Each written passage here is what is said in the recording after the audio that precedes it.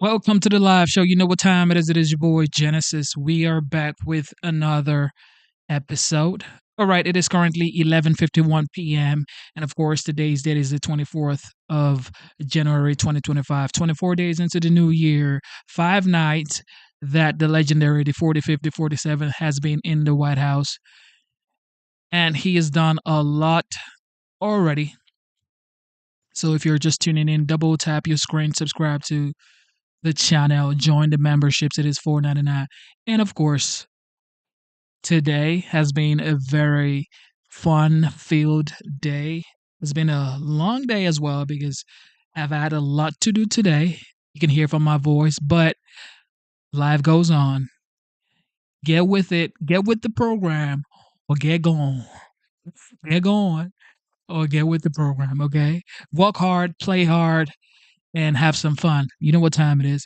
All right, with that being said, the legendary Donald Trump visited Asheville, North Carolina today. We saw that this afternoon. Now we're back tonight. He visited California and it was spicy. So if you're just tuning in, don't forget to strap in and realize that you are on for a ride. Okay. This is going to be a ride tonight. You're going to enjoy it and we're going to have some fun. Okay. We're going to have some fun for sure. Anytime Trump is involved, and Genesis is here to bring you straight up commentary. You better know you're going to have some fun. All right, let's get it.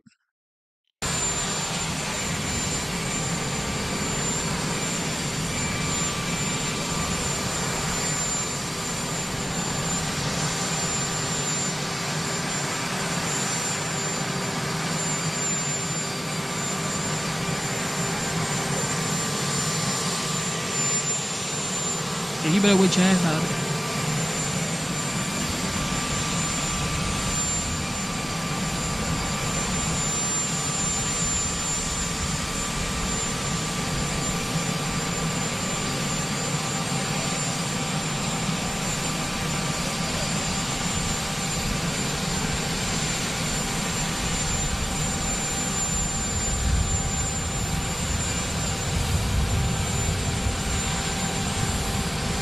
Gavin Newsom is out there waiting. He's waiting for the legendary.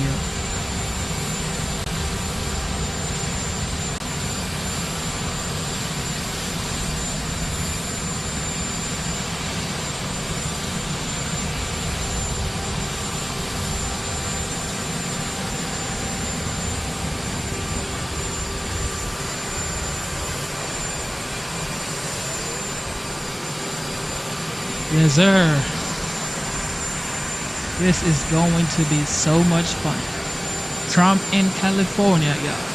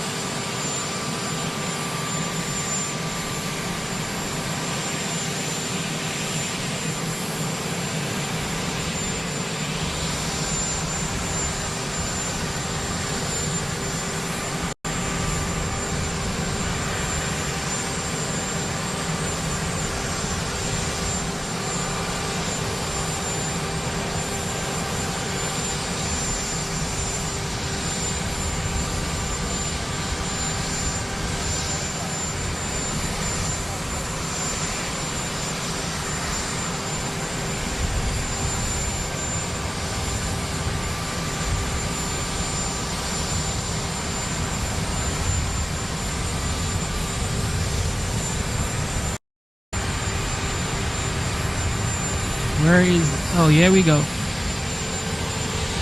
Here we go.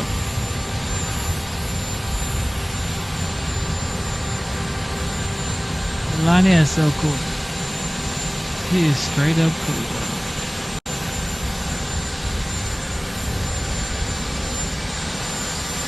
Biden could never.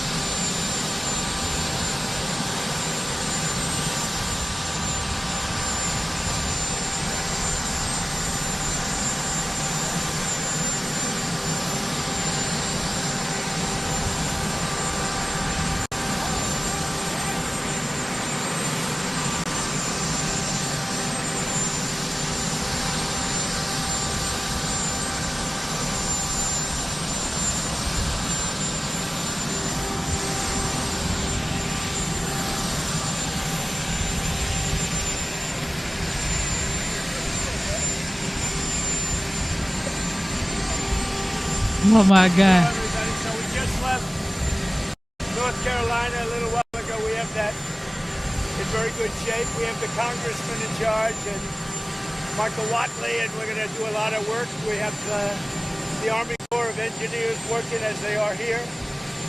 And I think you're going to see some very big progress. They left them high and dry.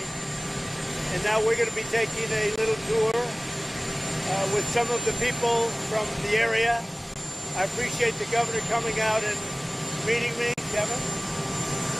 Very much, and we'll be talking a little bit. We want to get it fixed. We want to get the problem fixed, and there'll be some ways. But it's like you got hit by a bomb, right? Yeah. Like you got hit by a bomb. Would you like to say something? Most importantly, thank you for being here. It means a great deal to all of us, and not just the folks in Palisades, the folks in Altadena that were devastated. We're going to need your support. We're going to need your help. You were there for us during COVID. I don't forget that. And I have all the expectations that we'll be able to work together. There we go. To get this speedy recovery. Bow down to the great one. Tremendous numbers of lives have been affected. A lot of real estate's been affected. Nobody's ever probably seen anything like this. You could almost say since the Second World War, when you think of it. I mean, nothing like this has happened. And we're going to get it fixed, so we'll get it permanently fixed, so it can't happen again. And again, we'll be talking a little bit later, and we'll get it worked out, okay? I appreciate it, Mr. President. Thank you, guys. Thank you. Thank you very much. Both of you have disagreed a lot over the past week over what has happened in this state. How do you plan to We got to put your get it differences finished. aside? We're looking to get something completed. And the way you get it completed is to work together. It's the governor of the state. And we're going to get it completed. They're going to need a lot of federal help. Unless you don't need any, which would be okay. We're going to need a lot of federal help. So we're going to take care of things. Okay? I have all the confidence in the world we'll work that out.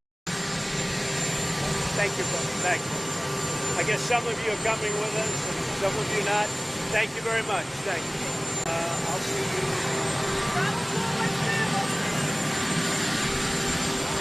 No, buddy.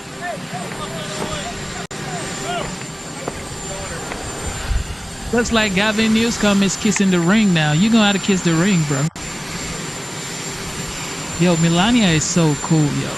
Like, how is she so cool, bro? She way too cool.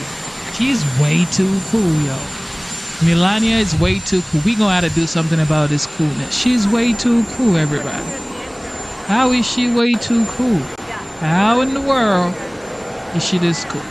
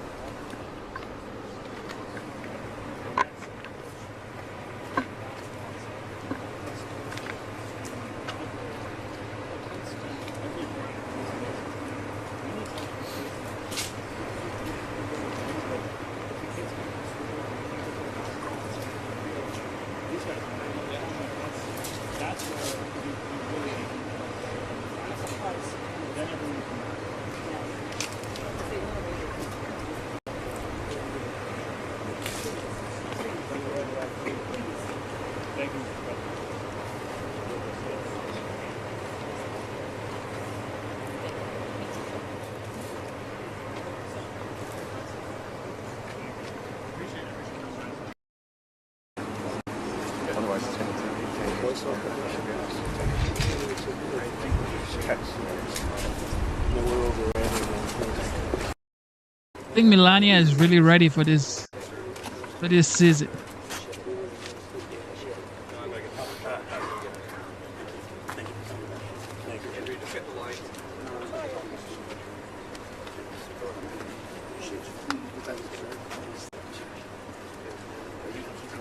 Yo, Melania, she's ready though. She even her outfit is different.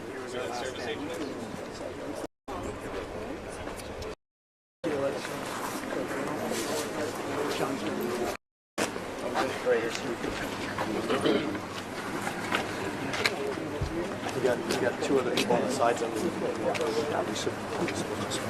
All right, you guys come this way, angle it. Trusted you, and we're all. Right here, sir. We're gonna take a picture. Right here. Excellent.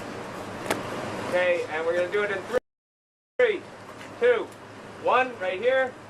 3, 2, 1. Thank you. Well, we won't let you down, fellas. Thank you, sir.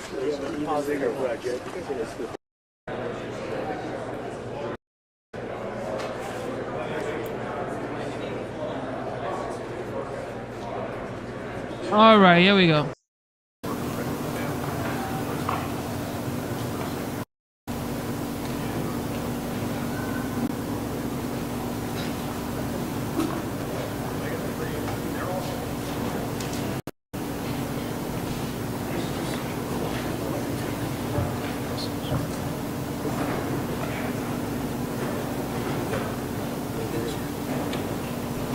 Thank you very much.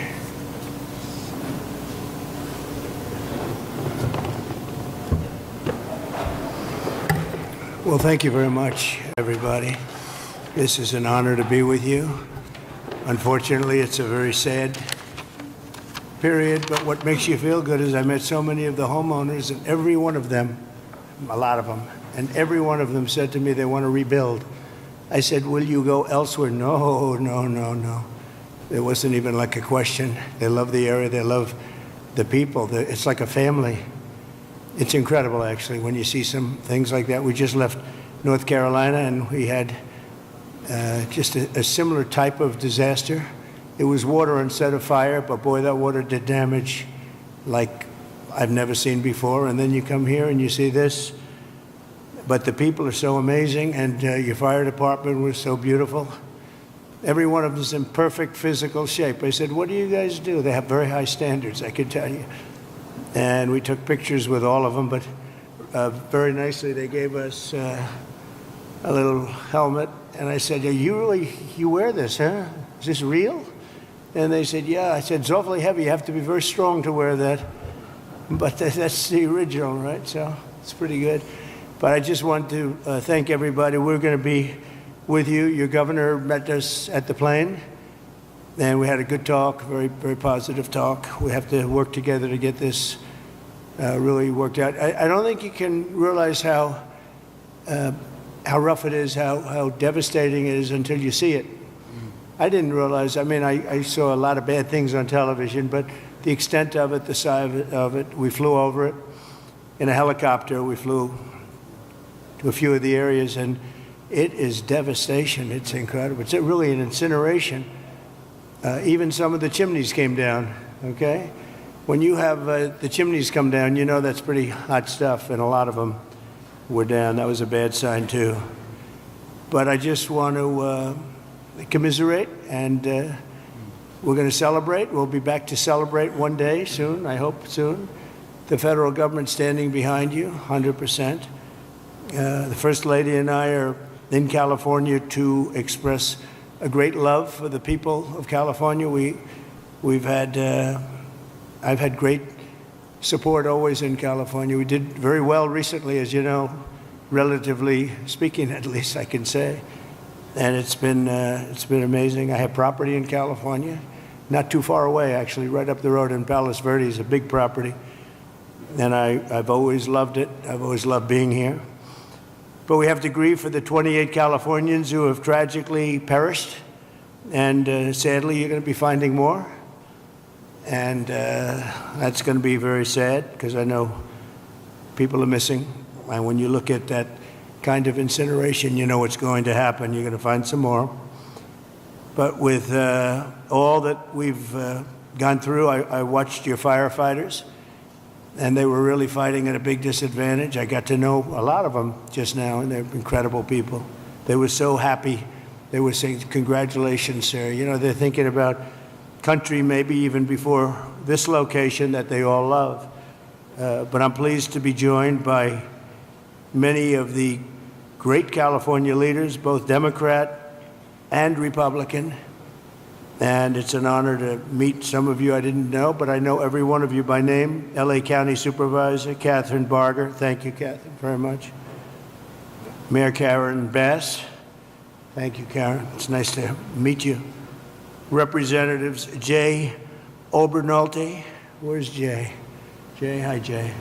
It's been a tough period, Jay, right? Vince Fong, Kevin Kiley, Vince and Kevin, hi. Hi, Vince. A man I know very well. I know him too well, actually. And I say that actually with love because he's actually been a great congressman for a long time, and he's a great leader, and he loves the area as much as anybody, right? Daryl? So Daryl Issa, young Kim, congratulations on an excellent career. I appreciate it. Another one I know pretty well is, to put it mildly, is Tom McClintock. And he's been with us for a long time. We have some interesting things going on in Washington. And it's an honor that you guys are here. Thank you, Daryl, very much, Tom. George Whitesides.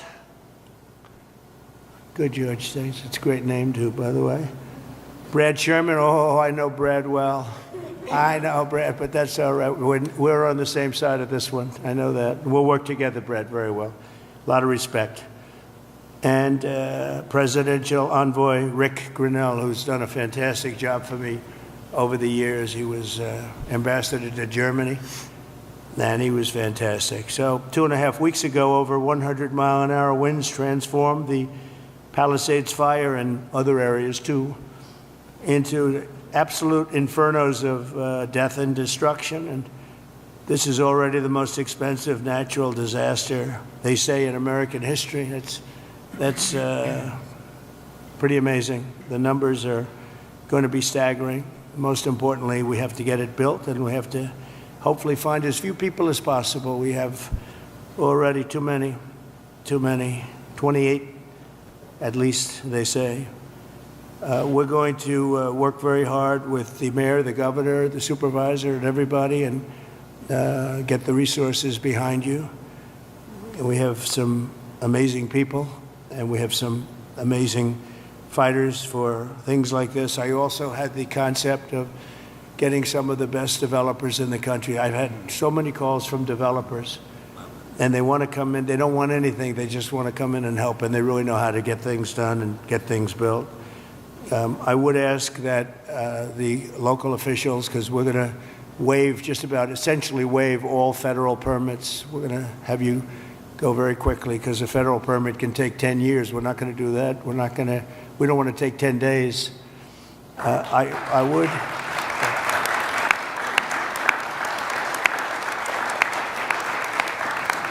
So we're declaring this a national emergency. By doing that, I can give you immediate permits. I'd ask that the local permitting process be the same. Some of the people were saying they're going to be forced to wait 18 months for their permits, and I don't think you're going to do that. I can't imagine that. So they are literally in a position right now they'd like to start tonight, and they'll clean their site, they'll do everything. They just want to start, and they were very concerned with the 18 months. So I'm sure you can get it down to, I would say, not even 18 days. They are ready, Mayor. They are ready to start. I met so many of them. The fire took place. It's nice and cool there now, and they want to start taking the debris. They want to take the debris. They want to do everything. They'll get rid of everything. They're going to do it by their own hand. And you're going to see some amazing things happen. So we're waiving the federal permits. either waive them or give them to you so rapidly it's going to be essentially the same thing, but we're going to try and just waive them. And we'll rely on the local, but the local, I hope, is going to do the same exact thing. They're literally ready to start right away tonight. So if you could do almost the same thing or the same thing would be great. For a building permit, you're going to have to, check things out a little bit. A lot of them, every single one of them said they're going to rebuild. I didn't have one person say they're selling or they're leaving or they're disgusted. They love their community, and it's incredible. We even had one from your neck of the woods, right? Yeah. Do you want to stand up? It was so nice the way she greeted my wife in a very different language, right? And it was very nice to see. And you're staying and you're going to rebuild and everything else. Yeah, everybody. So it's really great. So I'm signing an executive order to open up the pumps and valves in the north. We want to get that water pouring down here as quickly as possible and let hundreds of millions of gallons of water flow down into Southern California. And that'll be a big benefit to you. If you don't want it, you're going to tell me, but I can't imagine it.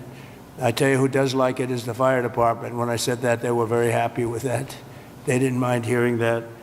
But we have a lot of water that is available. And I hope you can work that out among yourselves. But I think this will show that we have to have that water. We have to have that water. You're talking about unlimited water coming up from the Pacific Northwest, even coming up from parts of Canada. And it pours down naturally. It has for a million years. For a million years, it pours down. You'll never run out. You'll never have shortages, and you won't have things like this, and when you do, you'll have a lot of water to put it out. So I'm going to ask that you figure that out, but I really strongly recommended this 7 years ago, and I think I'm going to just do it. If you have big problems, you're going to let me know, but I just can't even imagine it. But we're also surging federal resources and assistance to the state. And California must adopt the common sense policies to prevent fires. And we all know that. We were talking 7 or 8 years ago, I was talking to people from Austria, people from Finland, people that live in forests. One of the gentlemen, one of the top great leaders of Austria said, we don't have forest fires, and we have trees that are actually far more flammable than they have in California, but they literally rake their forest. They take down, if a tree comes down, they take it down. They say you have 18 months. After that, it's like a matchstick. And I know environmentally, some environmental groups like the trees to just melt into the ground. But when they do melt into the ground, they become an inferno. So I think you're going to have to change your ways in terms of that. You have 30 years of leaves, and those leaves are dry as a bone, and they burn. Interestingly, because I was at Paradise, who is the general, right? A long time ago, I was at Paradise. What a beautiful paradise it was. And how is it doing, by the way? Are they rebuilding, right? Remember when he said, you were up here, President. I went there. I never saw anything like it. But you know what amazed me? I'll never forget it. The trees were okay, because the trees are loaded with water. They sucked that water out of the ground. And this was an inferno, just like, I would say no different than this, and it was also the wind that caused a lot of problem. I mean, you had tremendous winds that there's not a lot you can do with. You had up to 100-mile-an-hour winds. It's unheard of. But when I was in Paradise, I noticed that the trees, they were dark on the bottom, but they were absolutely living, and they lived because they're soaking wet. But the trees that were on the ground, within 12 to 18 months. They say 18 months at a maximum, you have to cut them up, take them away because they're matchsticks. But we saw that. You saw that with me. I commented at the time. I said, look at this. The house is burned down and the tree is standing, and it's, other than being a little different color on the bottom, and it went through an inferno. It's amazing. It's soaking wet. So I think they have to do it. It's called management of the floor. And when the gentleman from Austria and also Finland and other countries, they said we manage the forest floor very, very carefully, and we don't have forest fires. They just don't have them. So I'm sure you're going to do the same thing. So there can be no golden age without the Golden State. It's a great state. It's a fantastic place, and we're going to have a big celebration soon. We're going to come back, and we'll come back as much as you need, and we're going to turn it around, and we're going to open the coffers. You know, America wants us to be taken care of. This was a horrible thing to watch, and the way it just kept going and going, and then they'd find another area. It was like a genius on the other side. The fire was a genius, the way it kept moving, but we're not going to stand for it. I just met with the Olympic people, and they're all set to do a real job. So we have the Olympics, and I got them. You know, it was very interesting. I made the deal with the Olympics. I was called by your former mayor, and he said, would you call the Olympics? Because I must tell you, the Democrats, as you know, were not calling. They wouldn't do it. I don't know, there was a bad experience somehow. And I did, and I got along great with the Olympic Committee, and we got the Olympics, and then we got you the World Cup. That one I focused on with Gianni. Gianni was great, the head of it, and so you have that coming. And then we have the 250 years coming up, which is going to be a great celebration. But I'll never forget when I got the Olympics, and then I was president when I got them. I said, oh boy, it's too bad I won't be president. Who knew this was going to happen, right? I said, I won't be president because it would have been the 4 years. And in fact, I'd be retired by 4 days right now, I guess, right?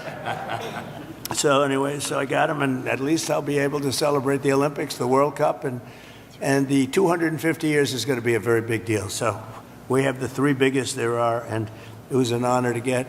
If you have any questions, please let me know, and if you have a statement to make, I'd love to have politically, if you'd like to make a statement. Brad, go ahead. Mr. President?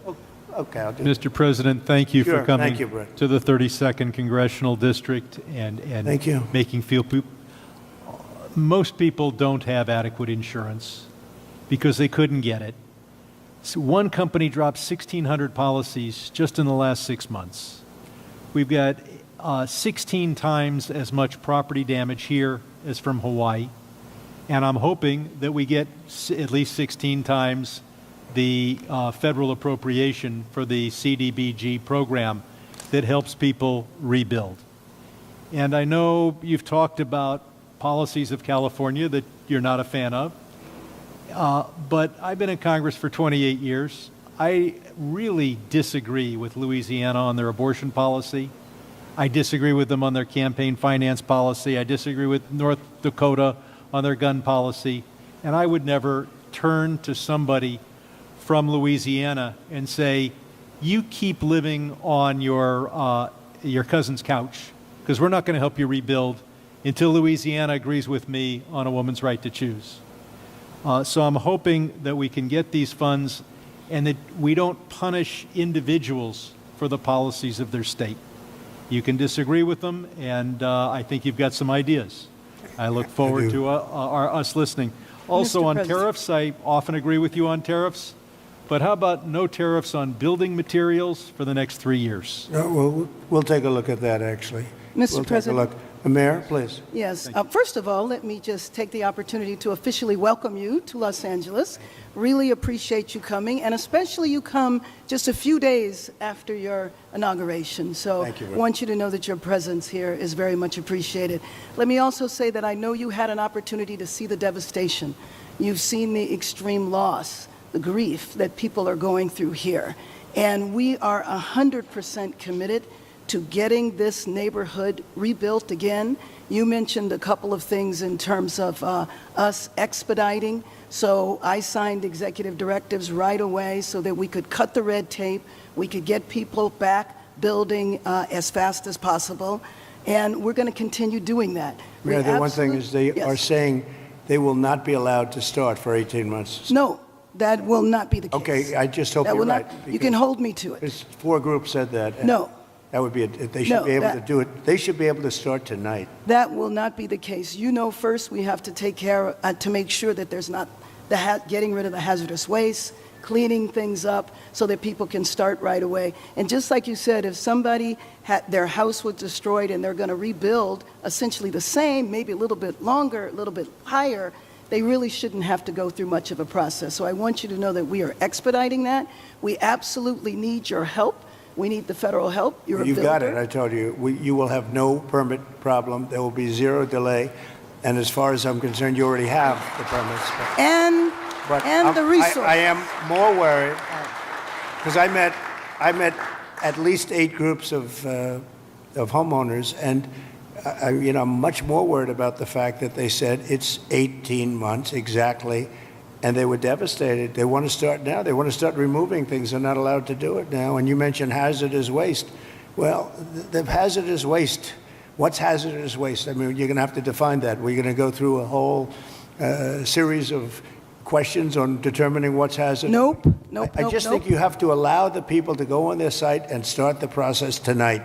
And we will. Okay, good. You can come back and check. Very Mr. President, Yes. I'm Congressmember Judy Chu, and I represent the areas of Altadena and Pasadena. Yes. That's the Eaton fire, and there is a world of hurt there. I know that you've gone to the Palisades and you've seen the devastation, Right. but it's apocalyptic in Altadena, and thank goodness I have a partner with Supervisor Catherine Barger in working to help people get back to normal and to rebuild. But right now they have nothing, and there have been 9,500 structures burned. Most of the deaths have occurred in our area with the Eaton fire, and thousands of people are without homes. And these are working people. These are working class people. They are people like Dr. Jackie Jacobs, who was an educator all her life and then finally became the first black administrator of her educational institution, Pasadena City College, and then retired, now 88 years old, and then her home of 30 years burned in Altadena. Yeah. She has nothing. She left with only the clothes on her back. She has nothing. And so they need this help, and I just want to make sure that you remember the people in Altadena and Pasadena, and that you can come there and see how terrible the devastation has been there so that they can get the help that they need. Just remember one thing, and I like the way you express yourself beautifully, actually, but I've only been here 3 days, and I'll do a great job. But we had another president, and this took place during the life of another president, not me. But I'm going to be the president that's going to help you fix it, because he would not have been able to help you fix it, okay? So we'll take care of it. We'll take care of it. And we'll work closely. Yeah. We'll work closely, and I know your community was really devastated, incredibly, so we understand that. Thank you very much. Mr. President, I'm just going to follow up. Supervisor Yes, please, go Barger, and I also represent Altadena, and what I tell people is, people of Altadena are the exact people you talked to when you were running. You've got individuals from every walk of life, and it is actually, at one time, was the only place African Americans could purchase homes. It was redlined. And so you've got a lot of generational wealth there. And one of the commitments I've made, and we've had meetings with some of your people in HUD that you've got there now, to work with them and work with your administration to see how we can help. And I've been pleasantly surprised. I know on HUD we've got some asks that we are going to be working with you on. But more importantly, I just really want to emphasize what Congresswoman Chu said, and that is that these are individuals who are feeling forgotten. And what I tell them is, and when we invited you out here, I told, when I went to the AME church, this president was talking to you when he was running. You understand the difficulty in making ends meet. You understand the high cost of living. And now their biggest fear is that that's going to impact their ability to rebuild. And I have made them this commitment, because this is my last term, that for the next 4 years, you talk about 18 months, I've told our county staff that if you're going to get in the way, then get another job. Because we are an all hands on deck. And quite frankly, if the bureaucracy can't get out of the way, we'll just roll over it. And we've said that, and we've made it clear. The governor's waived CEQA, which I feel should be completely reformed, if not eliminated. And if it's being eliminated for this, How are they doing with CEQA? how are they doing? How with is it? What's been the attitude of the people running that whole situation? it adds sometimes years on to an application. Can't do it. Can't. No, and the governor's And waived- Coastal Commission also. He waived that We're as going to have to override the Coastal Commission because Right. I've dealt with the Coastal Commission for a long time, and they are considered the most difficult in the entire country. And we cannot have them play their games and wait 10 years to give somebody a permit. In fact, I'm going to override the Coastal Commission. I'm not going to let them get away with their antics. Well, Okay? Thank you. Thank you very much. Mr. President, I just want to thank you for your leadership on California water policy. You made it a priority from day one. For those of us in the Central Valley and Northern California, we have catastrophic wildfires as well. California is a wildfire-prone area, so ensuring reliable, stable water supplies is critical. And so your leadership, your executive order, moving more water, maximizing flows throughout the state of California, building more water storage, more conveyance, coordinating the... It would have a great impact on, I know your area very well. It would have an unbelievable impact on your area. Absolutely. We just want to thank you for making it a priority. You know, even beyond the fire stuff, the farms. I was driving up with congressmen a few years ago because they were complaining they had no water. And I was driving up, and you'll see all of this incredible land, but it's absolutely bone dry. And then you'll see little green patches, and the green patches are so beautiful. You know, they have that land, they say it's as good as Iowa farmland, but it has no water. And it's artificial, has no water. They send the water out into the Pacific Ocean. And when we let that water come through your valleys and down to Los Angeles and everything, you're going to have a different place. It's going to be a whole different place. And you guys have to get together and say, gee, we want it. It's the craziest thing I've ever seen. So at least you said that, and I appreciate it. Because your farmers will be able to, instead of having 1 acre out of 100, which is all they have, they'll be able to have 100 acres out of 100. And it's among the best, they say it's the best farmland just about in the country, as good as any place there is. So, but you can't, it's no good without water. So that's beyond the fire stuff. But today we're talking about fire.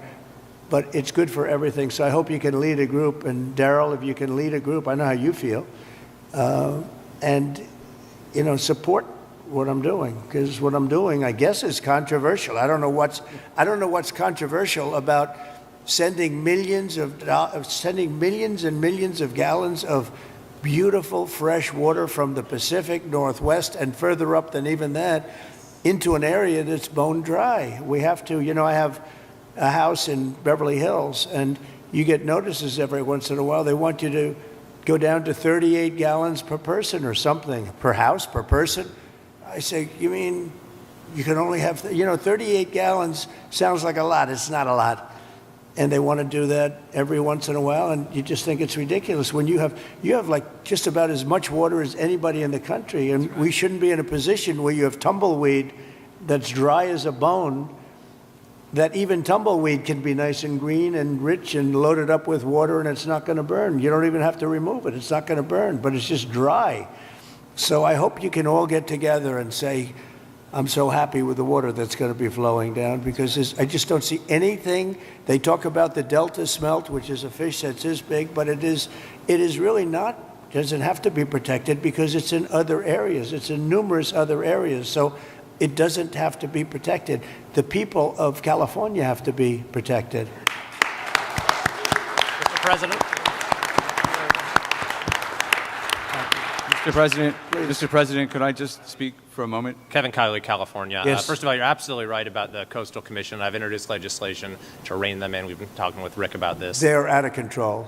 Absolutely out of control. It's insane the things they've been getting away with. I think they thrive on it, actually, if you want to know the truth. It's so ridiculous. That's right. They even tried to stop SpaceX from launching rockets. It's just It's true. But you mentioned your predecessor and how he didn't fix the situation, which is absolutely right. Not only that, during the Calder fire, which was a few years ago, which was in my district, 600 people lost their homes in a town called Grizzly Flat.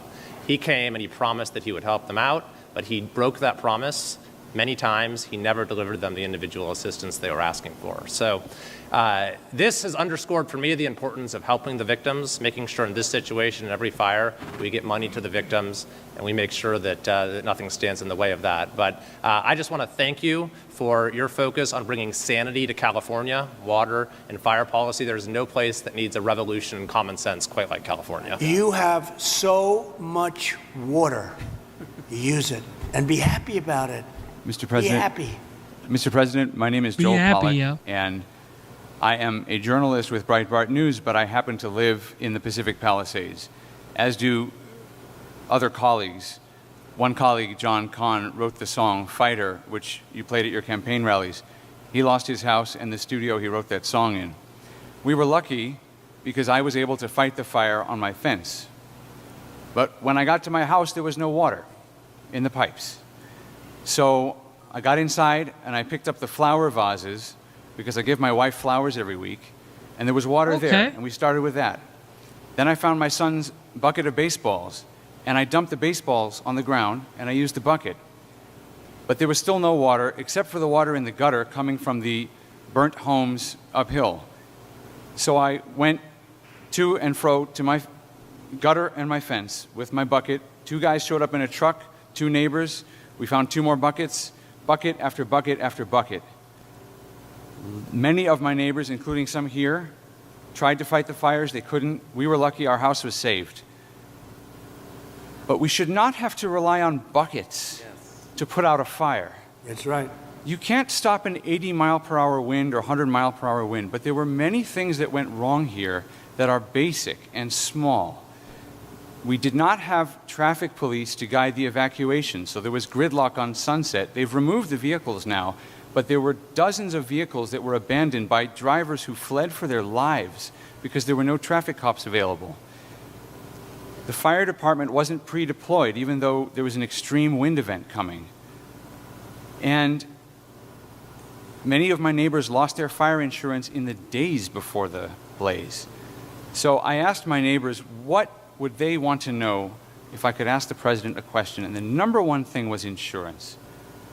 Can you work with the insurance companies to get people back to where they were before they lost the coverage because of California's regulations?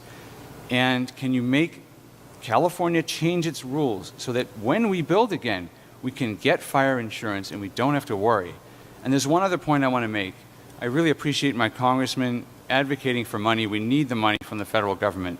But I also understand Americans who are tired of spending money on California and disasters happen, and the California government passes $50 million to oppose your policies. So they have $50 million for that, but not for moving people into rental homes or helping people relocate or rebuild.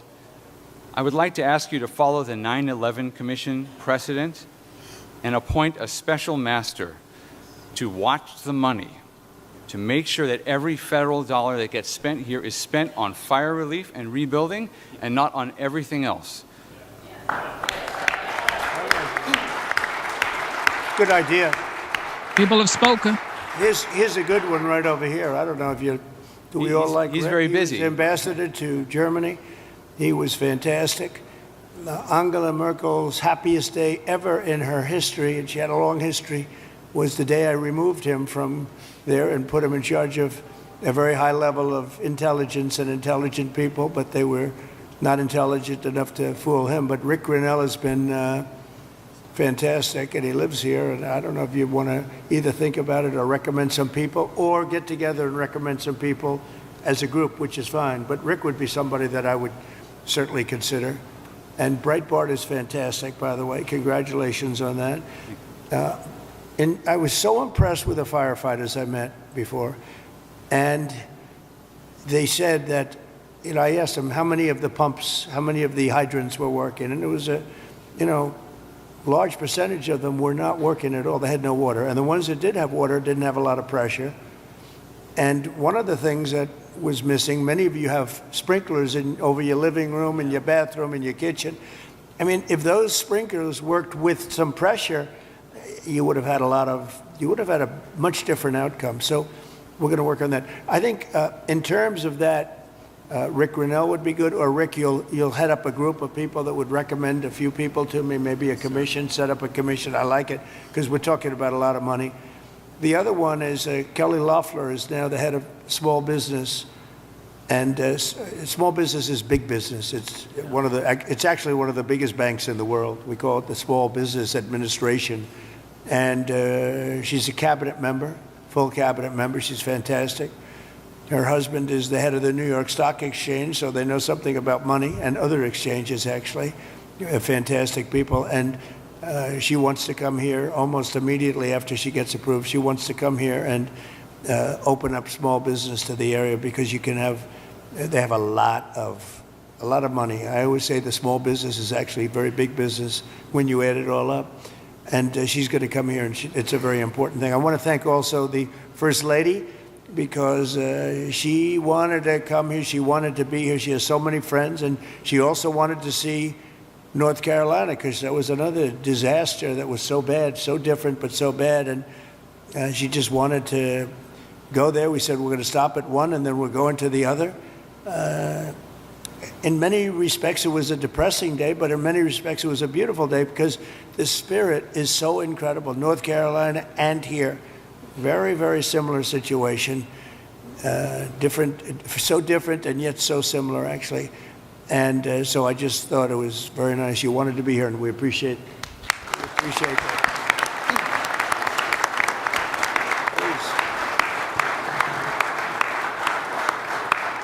Please. Jay?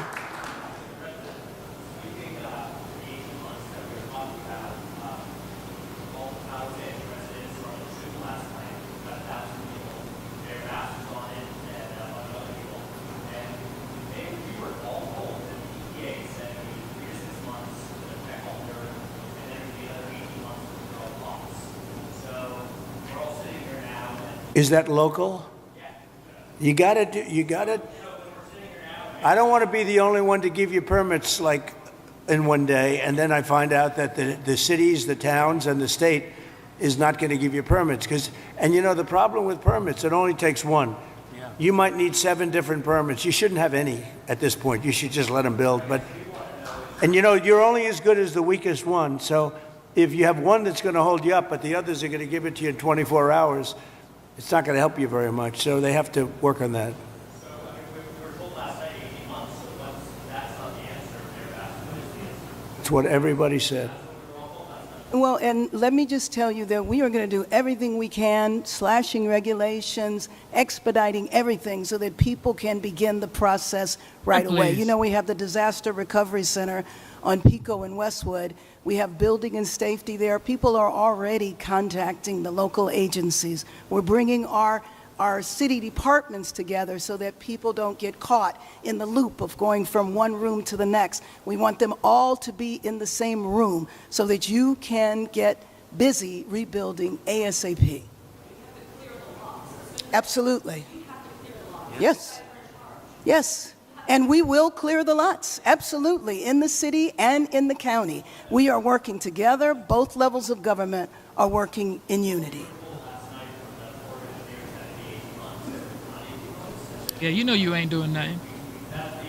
Yeah. Yes.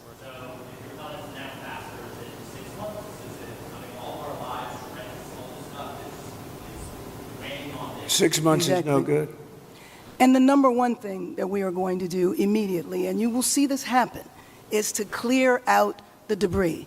And we're concerned right now over the weekend because of the potential rain, but we are going to move as fast as we can, but we want you to be safe. We want you to be back in your homes immediately. But the people you are ain't willing to gonna clean do it. out their own debris. It doesn't Yes, cost and a they lot. can, You and should they are let them able do to- it, because No, by the they time you can do hire that. contractors, it's Right. going to be 2 years. If a family... The people are willing to get a dumpster and do it themselves and clean it out. And they can There's do not that much left. It's all incinerated. That's right. And, it's just going to take a long time if you do. You can do some of it, but a lot of these people, I know that guy right there that's talking. I know my people.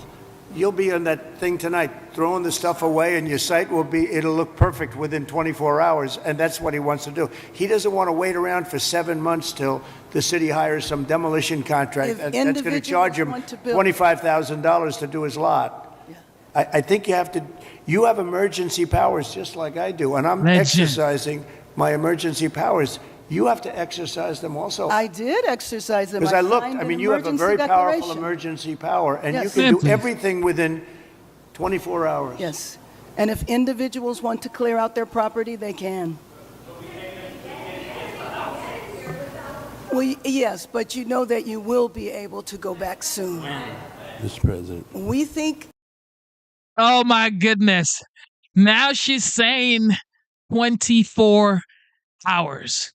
Because the legend is right there, sitting right there. You cannot act like your brain ain't working if you're sitting beside this man right here. You're going to have to bow down, kiss the ring, and get on board. Because you don't want smoke. He's telling you, can you get this done in 24 hours? We don't need no 6-7 months. And she's saying, yeah, we're going to get on it fast. Like you... Come on, yo. Did you need the legend to come down to California to let you know what you're supposed to do? You are the LA County mayor. Come on, man. Within a week.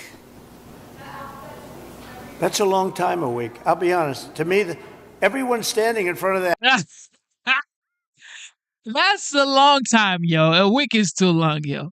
She didn't even know what she was saying right there. Like, you could tell she didn't know what she was talking about. Listen. We're concerned right now over the weekend because of the potential rain, but we are going to move as fast as we can, but we want you to be safe, and we want you to be back in your homes immediately. But the people are willing to clean out their own debris. It doesn't cost a lot. Yes, and they can. You should let them do it because by the time you hire contractors, it's going to be 2 years. If a family... The people are willing to get a dumpster and do it themselves and clean it out. And they can There's not that much left. It's all incinerated. That's right. And, it's just going to take a long time if you do. You can do some of it, but a lot of these people, I know that guy right there that's talking. I know my people. You'll be on that thing tonight, throwing the stuff away, and your site it'll look perfect within 24 hours, and that's what he wants to do. He doesn't want to wait around for 7 months till the city hires some demolition contract that's going to charge him $25,000 to do his lot. Yeah. I think you have emergency powers just like I do, and I'm exercising my emergency powers. You have to exercise them also. I did exercise them. Because I looked, you have a very powerful emergency power, and you can do everything within 24 hours. Yes. And if individuals want to clear out their property, they can. Well, yes, but you know that you will be able to go back soon. Mr. President. We think within a week. That's a long time, a week. I'll be honest. To me, everyone's standing in front of their house. They want to go to work, and they're not allowed to do it. And the most important thing is for people to be safe. They're safe. They're safe. You know what? They're not safe. They're not safe now. They're going to be much safer. A week is actually a long time, the way I look at it. I watched hundreds of people standing in front of their lots, and they're not allowed to go in. It's all burned. It's gone. It's done. Nothing's going to happen to it. It's not going to burn anymore. There's nothing to burn. There's almost nothing to burn. And they want to go in. The people are all over the place. They're standing, and I say, why aren't you going in? We're trying to get a permit. And the permit's going to take them, everybody said 18 months. You said 18 months. You said 18 months. That was last night. And that was last night. On that. Right. It was the first time. Mr. President, we're going to be together next week, and during the interim, many of us are involved in, and Tom McClintock, who you know has been an expert on this for years. That's right. We are going to be putting conditions on the money that do two things: require that it be done timely and affordable, and then secondly, that we protect those who will come afterwards. As we speak, there are 6,000 acres burning in my district on the Mexican border. There will be more fires until we include in any disaster relief items which will prevent it or at least mitigate it from happening again. So you're going to see us proposing both of those. Like water.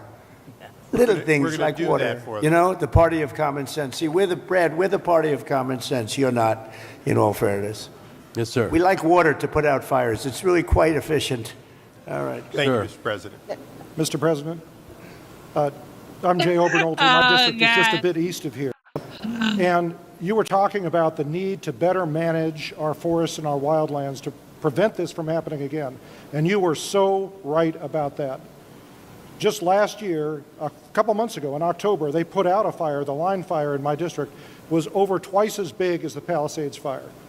And they put it out less than a mile from my house in an area where we had done thinning, and they stopped the fire, Mr. President, on a fire break that we had built a couple of years ago. That's right. We have an area just on the other side of my community that hasn't been thinned in decades because it's being held up by a lawsuit from an environmental group that says we're going to reduce habitat. Mr. President, we need to, in addition to getting resources and boots on the ground to do this treatment, we need to reform our legal system to prevent these lawsuits from tying up these projects for years and years and years. And not to say that the merit shouldn't be heard, but we need to hear them and we need to move on, resolve them. Is this a state group? State or federal group? This is a local group, actually, Mr. President, but they have help from the state. They use the environment to make themselves feel good, and they're destroying our country. And you've got to, at some point, you've got to put your foot down. I know exactly what you're talking. You have local and state groups, and you have federal groups too. And you got to fight them the right way, because you'll never, even if the mayor gives, you're going to have a local group come in and sue. You're not allowed to go on your property. They're going to talk about asbestos and every other thing. They want to go on their property, and they want to clean out their property. And you cannot let anything get in their way. And you'll have this place built up quickly, beautiful. It'll be more beautiful than before. And I would do one other thing. I'd give them a 10%, 15% bonus on their house, because they went through hell. And they should be allowed to build a little bit, give them a little bit lot line bonus, give them a bonus on size, maybe a little bonus on height. They went through hell. You know, some of them had houses where they were restricted. They have to have an 8-foot ceiling. You let them have a 10-foot ceiling. Let them build a nice house, a nicer house than they had before. But I would give them a 10 or a 15% bonus on their plans. And I think it would be very well received, because they'll be able to build a little bit nicer house. Do you like that idea, by the way? They deserve it. Because you know what? It's not their fault that this fire took place. This fire took place, could have been stopped. It's not their fault. It's not the homeowner's fault. Yeah. And I think they should be entitled to a bonus on their house. Okay. Mr. President. Sir, go ahead. Thank you. Some good news from Paradise. We stood together there 6 years ago, along with the governor. That was so that 3,400 homes have been rebuilt out of the 18,000 lost, and there's 400 more in the wings. And so FEMA was very helpful. Now my colleague who has Altadena here, probably a very similar situation. Clearing the lots, they're probably going to have to clear about a foot worth of soil underneath those foundations to get the toxicity out. So they'll need a lot of help. Those are working class folks in Altadena. And we did a good job with you people. And FEMA was extremely helpful. Yep. 30,000. That was the old days when FEMA was good. FEMA's no good anymore. Yeah. That was when we ran it. FEMA was very good, but now FEMA's not good. We got to get them on track. But on the water, thanks so much for your strong efforts on that. Right now, Lake Shasta, which is in my district, is dumping more water than what is coming in. So is Folsom Lake. And those are federal projects that should be building up, because we're latter January here. And you can't count on the rain and the snow coming every year. And so if we don't fill those projects, then my colleague in San Joaquin Valley isn't going to get his water for his farmers. Well, it might be all right up in the north. They aren't going to get it. And then the water needs to go through aqueduct for Southern Cal to refill maybe the Santa Ynez Reservoir that was empty during this. You know, you don't even need reservoirs. With the water coming down, you don't need the reservoir. You have so much water, you don't need it. You only have reservoirs because you're trying to hold water. But you have natural water coming down along the coast. It's for 1 million years it's been coming. You know that, right? Yeah. In addition to that, you have a lot of half pipe. In other words, you have the half pipe that's built, and it hasn't been used. You see, it's bone dry. No water's been in that half pipe for years and years. It was closed up years ago. Had the reservoir. It's already sorry. there. Yeah. Had You got the it, you reservoir got it. above Palisades been full, they wouldn't have run out of water in a few hours. It would have gone for at least a few days with 40 acre feet out of 600,000 That acre reservoir's feet. been empty for a long time. Yep. It shouldn't have been empty. Okay. Any other Thank you. questions? Yeah, please. Mr. President, my name is Tracy Park. I represent the people of the Pacific Palisades on the LA City Council. I wanted to thank you for your loyal support to our military, our police officers, and especially our firefighters. Oh, Karen Bass, she ain't happy. Thank you. Yeah. You better kiss the ring. Thank you. My top priority going forward is to get these men and women home as soon as possible and open up the pathway to begin their rebuilding process.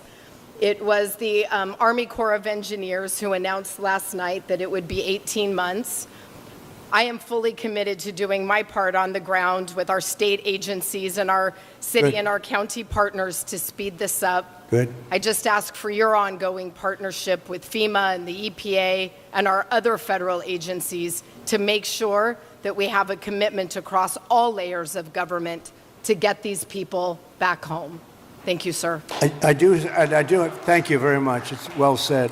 I do have to say FEMA is a big disappointment.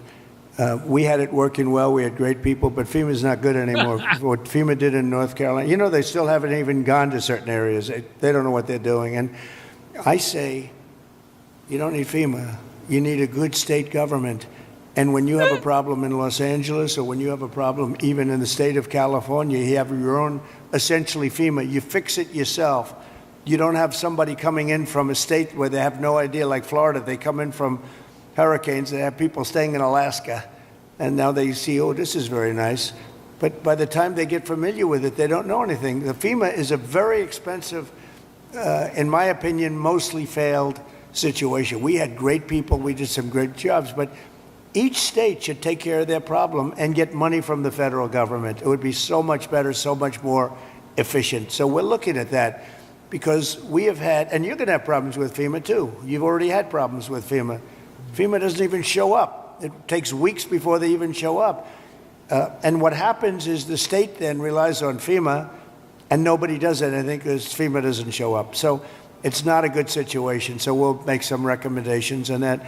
But you have to push like hell to get the permits, because I'm just hearing things that I don't like to hear. I think you're not going to get your permits as fast as people are saying. We have to get them. And Mayor, if I can help you at all in that regard, you'll let me know. But you're going to have all your federal permits. That's going to be the easy part, which, by the way, is by far the hardest part. You know who controls your water is Department of Commerce, and I already have that approval. And that's usually a very long process, but that's the hard part was the federal, but we already have that done. So anything I can do, please let me know. Please, go ahead.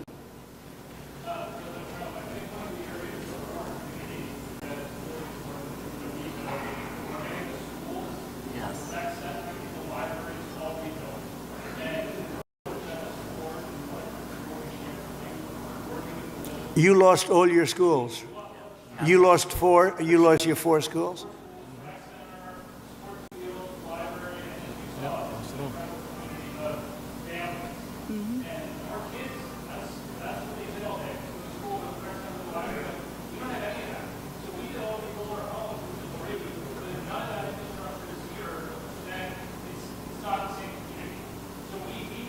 Were they completely burned down, the schools? Wow. All of them? All of them?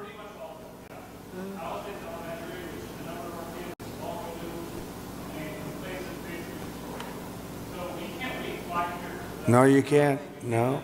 That's right.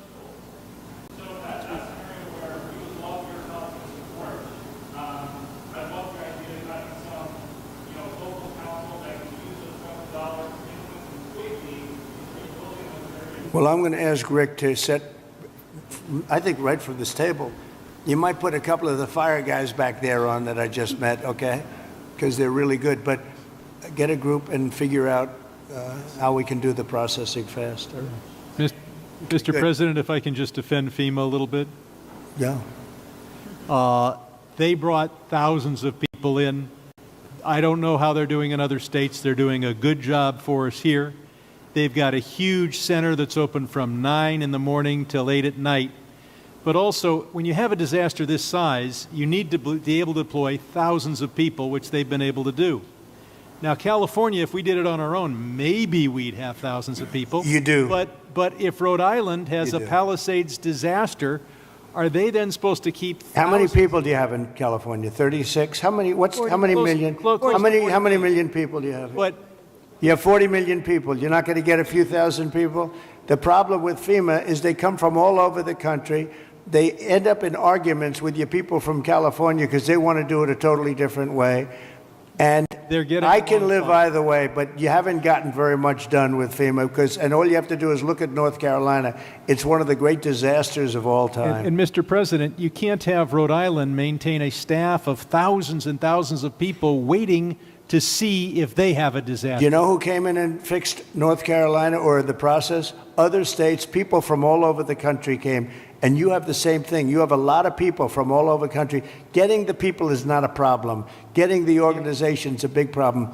FEMA's incompetently run, and it costs about 3 times more than it should cost. I'm hoping we that can you spend can get money a on better run. schools instead of giving money to bureaucracy. It takes you so much longer. Mr. President, It takes you so much longer. FEMA for helping our people. FEMA has a standard, Brad, and I'm a builder. I was a very good builder. FEMA has a standard that's so slow. They want permit on permit on permit, and then they want permits on top of that. If you use FEMA, you'll be here for a long time. What I'm saying is get the city, get the state to give you immediate 24-hour permits. These people are going to build their own homes. They're going to get them built fast. How many of the people, could I ask you one question? How many of the people, what are people going to do for financing? What are people going to do? How many people can build a home, a percentage-wise, like where they don't have to go out and get funds? Some people are just not going to be able to rebuild their home because they have a beautiful home, but they don't have cash, right? So what are people looking to do in that case? You're going to have a big percentage, I would assume, Brad, like that. What are they going to do? Go ahead. Mr. President, without your help, they're only going to get $43,000 from the federal government, even if they have a half Well, million dollar you did uninsured something, loss. Brad, where every insurance company in the country left California. That's why you have no insurance, because you made it so impossible. People that think like you made it so impossible. And you know, Brad, me, every Mr. insurance President, company. I don't know what I'll you tell know you this, about my thinking. I've never seen a state where almost nobody has insurance. And I said, what happened? And they said like 6 months ago they all left, and 2 years ago they had different quadrants, but they left. And you have very little insurance here. I mean, I've never seen anything like it. We had a lot of insurance companies pull out, but I have no and idea. the insurance companies actually have been warning you. Now, I'm not a big fan of insurance companies, okay? They have their big drawbacks too, but the insurance company, I read the papers very well, and they've been warning California for a long time. They've also been saying, we want water. You don't have water. You're supposed to get fire insurance. And the insurance company goes, you don't have any water in your fire hydrants. So it's a tough situation. I'm not a big fan of insurance companies. I get that. They're pulling out of Florida Brad, as you well. lost your insurance company 6 months ago because the state wouldn't give them what they had to have. Yeah, and Mr. President, I remember the Go ahead, please. Go ahead. I'm Ed Ring from the California Policy Center, and in the matter of prevention of fires, in the matter of the cost of rebuilding, both of which affect insurance rates, I think one, to support something one of the other participants said, a reform you might consider, and it could be an act of Congress, is that the losers in environmentalist lawsuits pays the legal fees. And I think that would be a big step in the right direction. The losers of a lawsuit should pay all the fees. Oh, you mean loser pays. I love that. Well, if you did loser pays, you could cut your courts in you could cut them down about 90%. Loser pays. You know what would also benefit? Medical. If you had loser pays for medical, your medical costs would go down by 50%. That's an interesting thing. I bring that up, but the only problem? The strongest lobby in the world, you know what it is? The lawyer lobby. So when you go back to your local congressman, hello, congressman, how about going against the lawyers for a little while? No, loser pay is, very good. In Europe, they use it in certain parts of Europe, and they have very little litigations, right? Yes, please. Mr. President, I represent the 27th Congressional District, which is on the north side of the North San Fernando Valley through Santa Clarita and Lancaster and Palmdale. I just wanted to tell you a story of heroism. Yesterday, we had another big fire. We had several big fires across, and this fire was moving fast. It was moving 1,000 feet per minute. But what these heroes did, the firefighters and the sheriffs and the law enforcement officials, they mobilized 4,000 people within about 6 hours. They mobilized 20 air attack aircraft and helicopters, and they saved the city of Castaic. And so I just wanted to ask you to join us in recognizing those amazing heroes. I love that.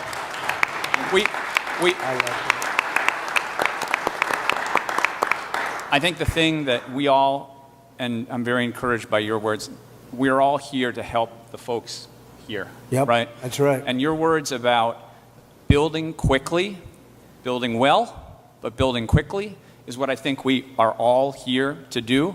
And I think if we can take that spirit out of today, it is really important that you and your wife are here. If we can take that spirit, we're going to help these people as quickly as possible, get them back on their feet, and recreate these amazing communities that we have here. And you'll take the word spirit, such a great word, such an important word. You'll take their guts away. You'll take their spirit away if you don't give them the permits. You're going to take their guts. They're going to say, all of a sudden they'll start looking for houses, and your whole thing is going to blow up on you. These people want to get going. This place can go quickly, but you don't want to take their spirit away, and that will take their spirit away. So you're 100% right.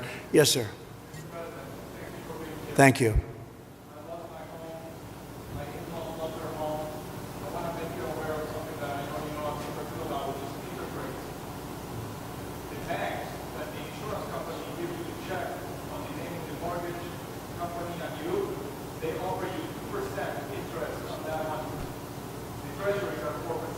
Right. That's right. Oh, you noticed that. Oh, look at this guy. He studies that. No, Bank of America, they're not nice. Sounds very nice. The Bank of America, they're not nice.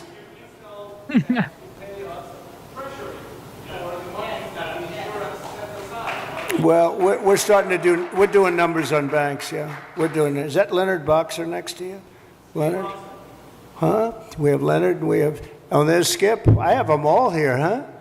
Look at Skip. I haven't seen you in a long time. You used to be a very good golfer. You still a good golfer? Huh? And he's a good guy, too. Hi, Skip.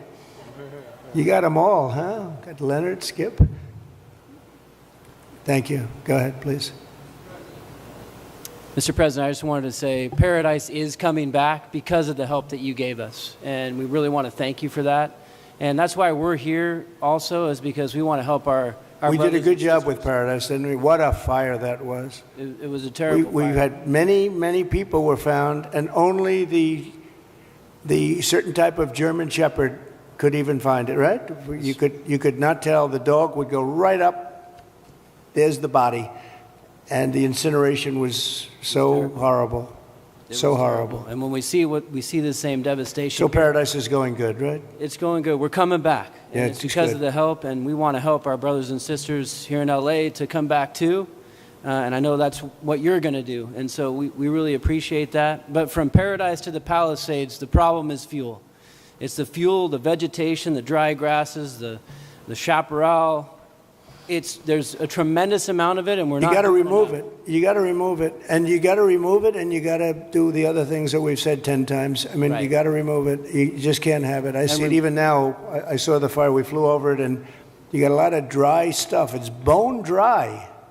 And the environmental. And I predicted this 7 years ago. I said, "Do it, get it done," and everybody laughed. They thought it was. I said, "Forest management." They thought it was such a funny term. Ha ha ha! That's so funny. Now it's not funny anymore, we were right. It's number one cause of these fires, number one cause. You wouldn't have any fires. Right. And if we just remove those environmental regulations, NEPA, CEQA at the state level, that get in the way of us doing those projects. It's all a con job, you know that, right? It's all a Berry it's all a Creek, big con the job. town of Berry Creek in my district, Yeah. CEQA stopped them from doing a fuel reduction project. They said 18 months. That's where 18 months comes from, because at least 18 months on a CEQA review. That community is no longer here today because of the North Complex fire. We didn't build that project. We need to make sure that never happens again. We have to stop those things from happening so we don't have Well, it will happen Paradise here. Palisades. Unless you're very strong as a group of people and demand that you have the right to go onto your property and start the process immediately, like tomorrow. How many people did I see on your street where they're standing in front of their lot? The house is, there's really not much demolition. It's incinerated, right? So it's not like a lot of stuff. It's not like you have 3 stories worth of concrete. It's all incinerated. And all of the people were standing there and they weren't allowed to even go onto their lot. You got to let them do. If you can do that, you're going to see this thing go like wildfire. And if you don't, you're going to have those lots for years because people are going to leave. They're going to, as much as you love your location and your place, and you're in the real estate business, as much as you love your location and your site, your housing sites, they're going to leave. They're going to leave. They're going to find other things. They're not going to put up with it. They have spirit now, but in a year from now, they won't have spirit if you don't let them go. So just harness it. Well, I think, look, I'm going to give you everything you want. I'm going to give you more than any president would have ever given you. If most presidents wouldn't be here, number one. They certainly wouldn't be here after 3 days. They would not be here. I can tell you that. And we're going to override all of permitting. The only thing you have to do is get your state people, which should be very easily, because that's literally so easy to do. And I know the mayor, and I know she's working very hard, but she's got very powerful emergency, it's called an emergency petition, and you can petition very quickly. And I just hope you can give them, because it's very rare that the federal government would be ahead of the state government, because the federal permits are much tougher. But you essentially already have your permits. You can just go and go wild. Brad, as soon as you can get those permits, whatever you can do, if you can put that genius of yours to work on getting a permit, you'll be doing much better than some of the other things you've said, okay?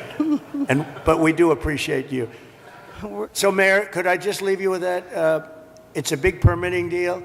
We're going to be back, and I'm going to put Rick in charge of just representing me for a period of time until we figure out exactly who we want to do it, whether we want a commission or an individual. You know, if you have a good individual, if you have a really good individual, and they are rare, but if you have a really good individual, it's always better than a commission, because a commission gets bogged down a little bit, Darrell, right? So it's if you had the right individual. And I know we do. We have a lot of great individuals in this community. But it's an honor to be with you. It was an honor to be with your firemen before and your policemen. We met some great people. And these are people that are leaders, and they're just fantastic. It's a fantastic group of people, and they were very brave. I want to tell you, your fire people are so well thought of.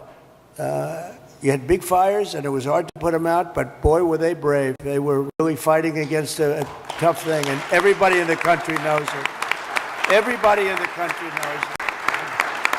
And it was an honor to be with you. So I'll be back, and we'll work very hard, and I hope you guys can start doing your cleanup starting like tomorrow at around 12 o'clock, okay? Thank you all very much. Thank you very much. Thank you. Thanks, Brad.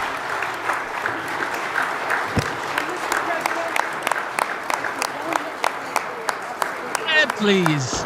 Man, please. You got cooked. Thank you, Fred. Nice to meet you. Man, get your ass out of here.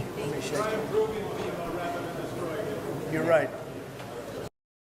Oh, my God. I love the way Trump puts them in their place. He puts them in their place. They don't know what to say every time they are around him. They think it's Joe Biden. Nah, he's not.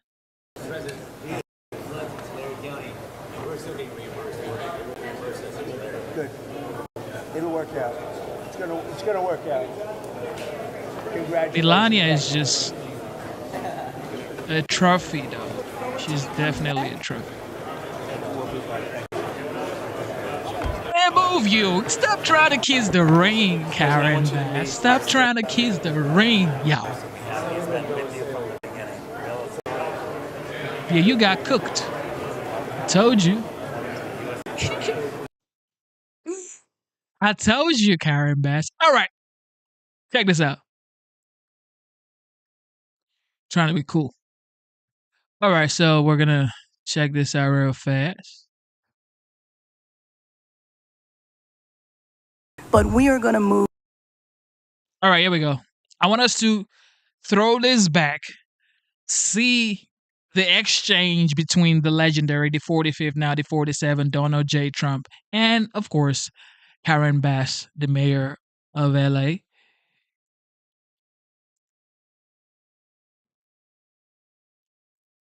All right, check this out. Wait.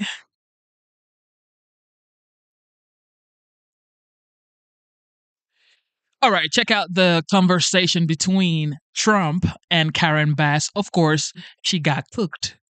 But we are going to move as fast as we can, but we want you to be safe, and we want you to be back in your homes immediately. But the people are willing to clean out their own debris. It doesn't Yes, cost and a they lot. can, You and should they are let them able- do it because No, no, by no, the they time you can do hire that. contractors, it's Right. going to be 2 years. If a family People are willing to get a dumpster and themselves and clean it out. And they can There's do not that. that much left. It's all incinerated. That's right.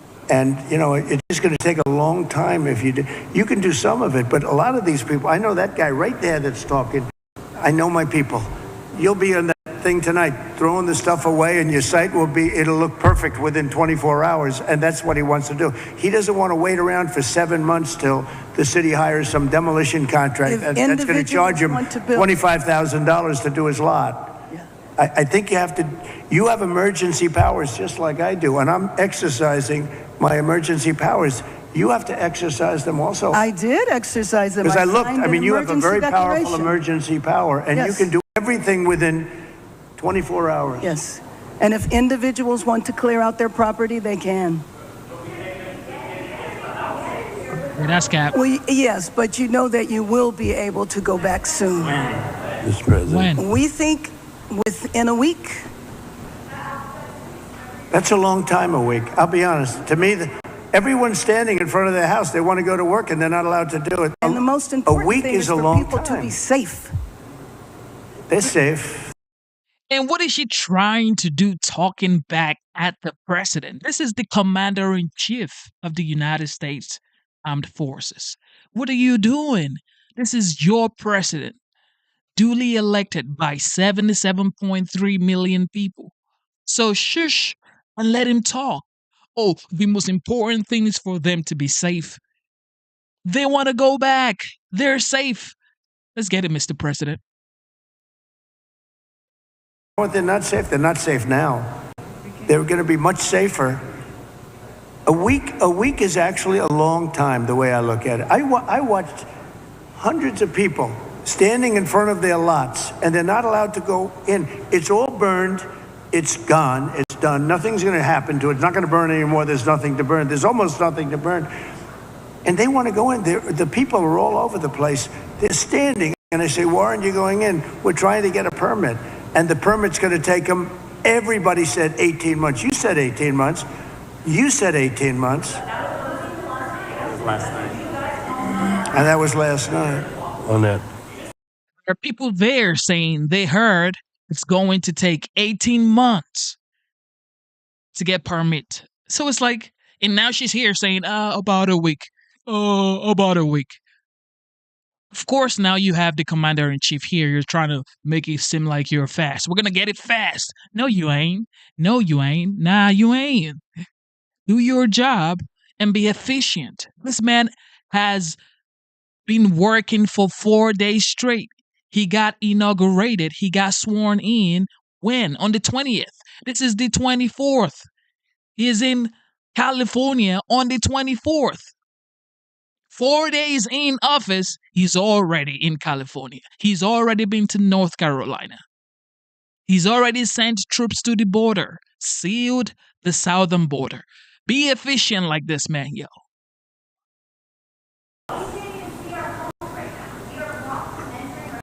Right. Yesterday. Mr. President, we're going to be together. Yeah. They don't know what to do. Like, it's like, what are you doing? I'm so glad he went to California. And this is what we need, a commander-in-chief who actually knows his job, his duty to the people that elected him. Shout out to Donald Trump, man. That's all I can say. Whew. This week, and during the interim, many of us are involved in, and Tom McClintock, who you know has been an expert on this for years. That's right. We are going to be putting conditions on the money that do two things: require that it be done timely and affordable, and then secondly, that we protect those who will come afterwards. As we speak, there are 6,000 acres burning in my district on the Mexican border. There will be more fires until we include in any disaster relief items which will prevent it or at least mitigate it from happening again. So you're going to see us proposing both of those. Like water. Little things like water. You know, the party of common sense. See, we're the party of common sense. You're not, in all fairness. Yes, sir. We like water to put out fires. It's really quite efficient. All right. Thank you, Mr. President. Oh my goodness, yo. Trump is just a legend. With that being said, ladies and gentlemen, thank you for tuning into the live show. You know what time it is. It is your boy Genesis. Double tap your screen, subscribe to the channel, and let's have a good time. Okay. If you didn't know, Pete Hegseth has been confirmed as the legend that he is, Secretary of Defense. So, enjoy. J.D. Vance is now taken to the dais. He's on the Senate floor to cast the deciding vote for Pete Hegseth. If not, on this vote, the yeas are 50 and the nays are 50. The Senate being equally divided, the Vice President votes in the affirmative, and the nomination is confirmed.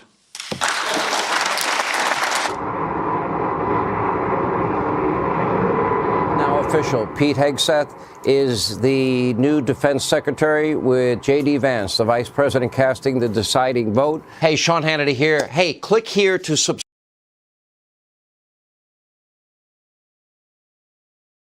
Pete Hegseth is in, ladies and gentlemen. This is about to be a ride. It is about to be a ride, yo. This is going to be fun. This is going to be absolutely fun.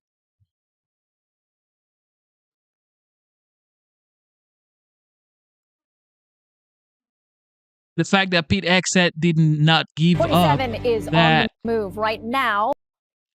The fact that Pete Hegseth did not give up, that was like too good, yo. The fact that he didn't give up, that was really good. If he gave up, he wouldn't be the Secretary of Defense right now. President Trump is on board Air Force One. He's headed to wildfire-ravaged Los Angeles, where Governor Gavin Newsom is expected to show up uninvited. Trump spending his afternoon touring Hurricane Helene damage in Asheville, North Carolina, consoling a community there that really feels forgotten, while making a ton of news, including this moment when he mauled signing an executive order to get rid of FEMA. Here's why. I'll also be signing an executive order to begin the process of fundamentally reforming and overhauling FEMA, or maybe getting rid of FEMA. I think, frankly, FEMA is not good. FEMA gets here and they don't know the area. They've never been to the area, and they want to give you rules that you've never heard about. They want to bring people that aren't as good as the people you already have. And FEMA's turned out to be a disaster.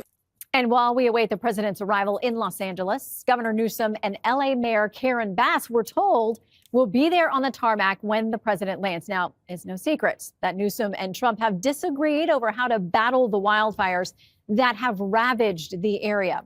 Earlier, the president laying out his expectations for the visit. I want to see two things in Los Angeles: voter ID, so that the people have a chance to vote, and I want to see the water be released and come down into Los Angeles and throughout the state. Those are the two things. After that, I will be the greatest president that California has ever seen. And here is what Governor Newsom had to say about the president.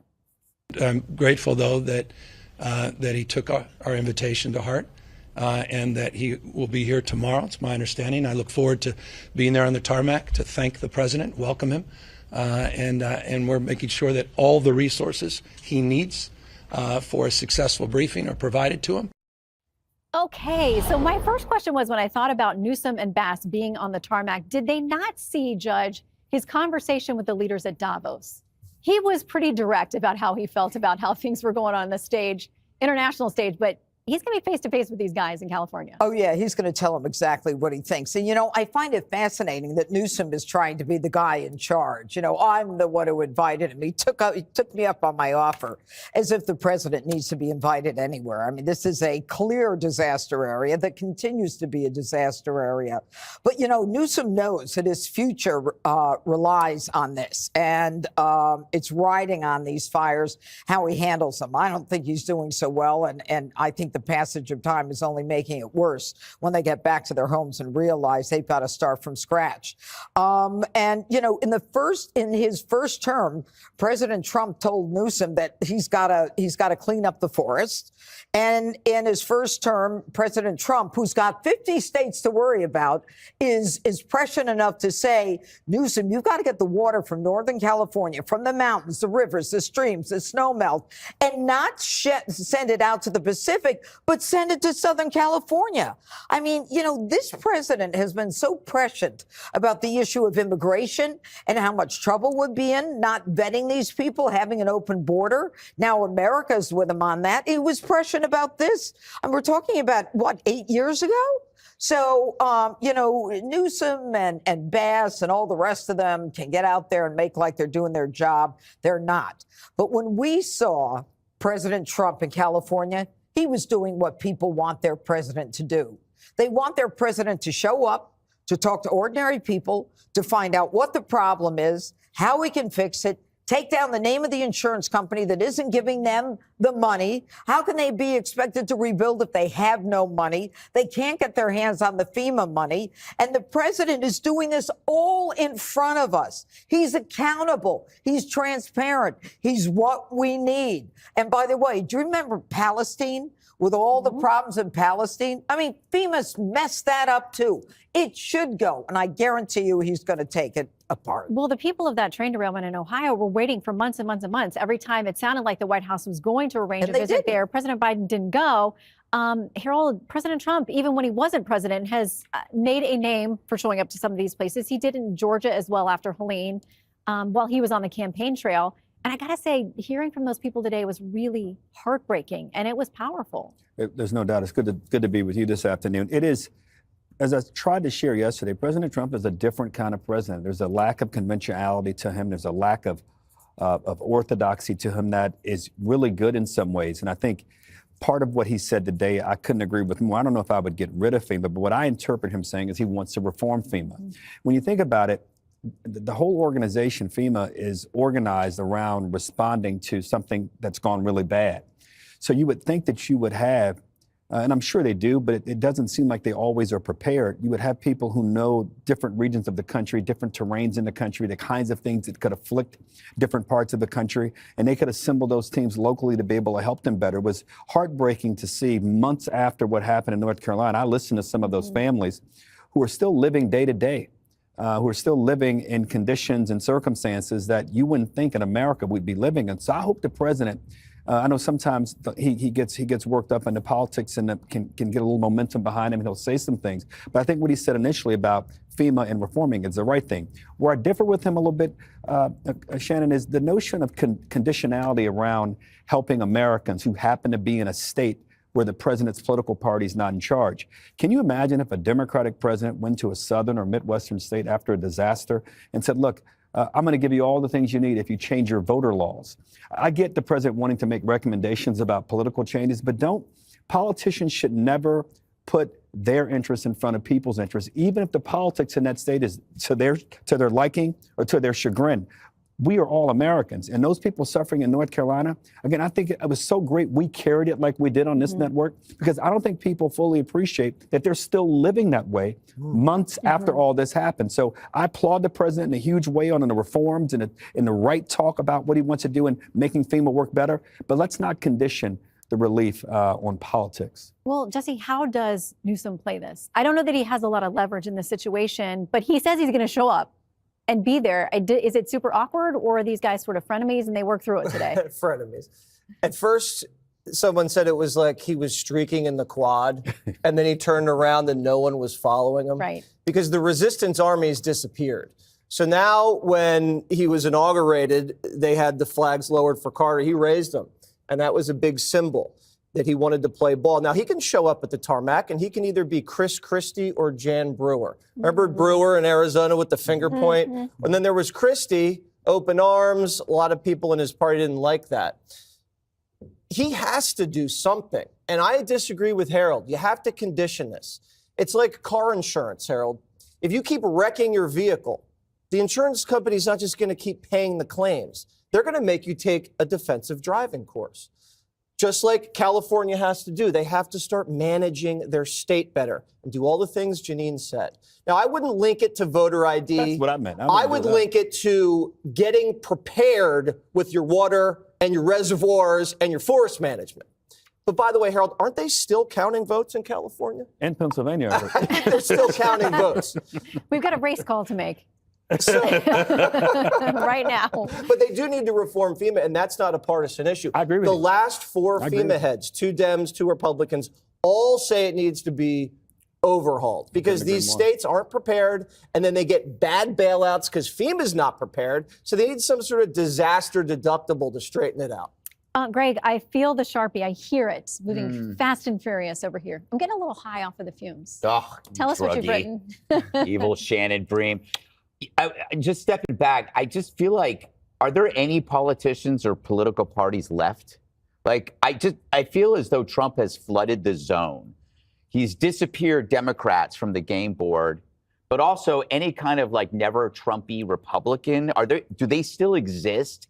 I don't think there's been any Republican president that's had a week like this. I don't remember it. The party has never been this effective or successful in my lifetime. I mean, maybe over time it happens, but you can't have a better week than this. And a lot of the stuff that he's doing, in the executive orders, but also here, is a layup because the solutions were always there. It's just that the Dems refused to accept them.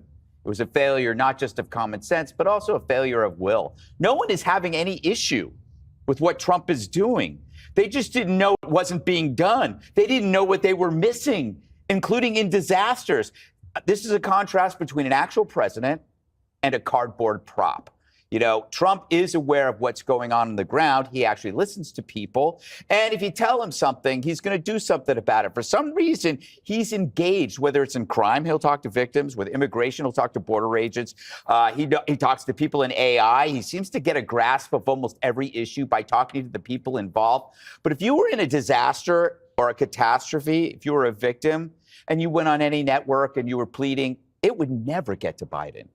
Either he couldn't hear it or he wouldn't do anything about it. And when you watch Trump act, signing all these executive orders and attacking every problem, you don't just see his effectiveness, you realize what was missing: a leader. We had 4 years without a leader, and now we're acting like, wow, this feels pretty good. It's like having suddenly you're like, oh, now I know what this is like. This is how it works. Pretty good. Well, and, now hearing from members of Congress, cabinet secretaries, all kinds of people who said they couldn't get to President Biden for these conversations. Yes. It does feel abruptly different. So just 3 days into his presidency, President Trump is on the move across the country already. And today he's about to make his second stop as commander-in-chief to see the devastation from the wildfires that have ravaged so much of California. Now, earlier today, we watched him in North Carolina, where some of those areas are still devastated and trying to recover from Hurricane Helene, despite an unresponsive FEMA. They're still going through this 4 months later. The president heard personal accounts. He was with the First Lady, as you see in these images here. She was very consoling to a number of these victims as well. These people said they made it out alive, but they're still in desperate need for help. Watch. Grabbed my purse and my little pug dog and my husband grabbed the dog food and put it in a trash bag, and by the time we got out into the driveway, it was already waist deep, and there was sticks and that kind of thing. I didn't think I was going to make it. We tried to make our way back in there and gather things best we could, but found a body right away.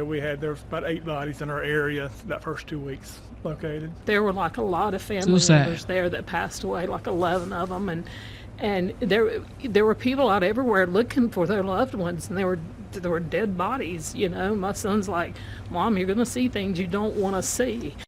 Just an absolute nightmare, and good to be reminded of what our fellow Americans are going through in this part of North Carolina. I mean, I think she was referring to the Craig family, who lost 11 members of their family. And as she said, can you imagine the United States of America walking around trying to find the bodies in a situation like that and nobody there to help?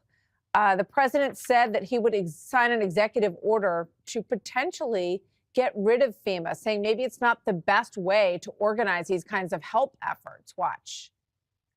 FEMA has been a very big disappointment. They cost a tremendous amount of money. It's very bureaucratic, and it's very slow. Other than that, we're very happy with them. I think we're going to recommend that FEMA go away, and we pay directly. We pay a percentage to the state, but the state should fix this. If the state did this from the beginning, it would have been a lot better situation.